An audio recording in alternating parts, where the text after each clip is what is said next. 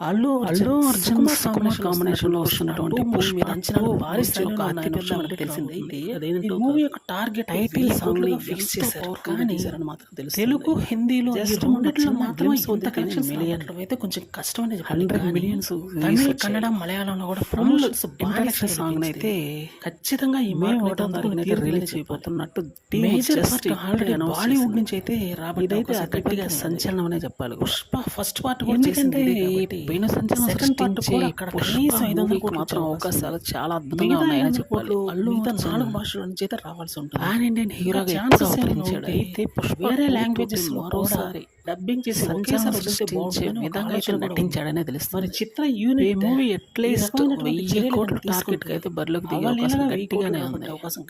Sukumar first part బండి ఎంత బాగా చూపిస్తాడో మనకు తెలియదు కదా. పుష్ప 1 లో అదే చేశాడు.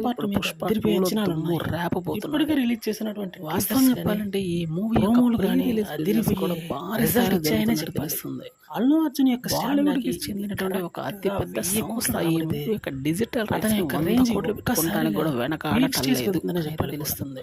కాబట్టి ప్రస్తుతం భారీ పలుకుతుంది కాబట్టి భారీ కలెక్షన్స్ రాబట్టి రేంజ్ కూడా భారీ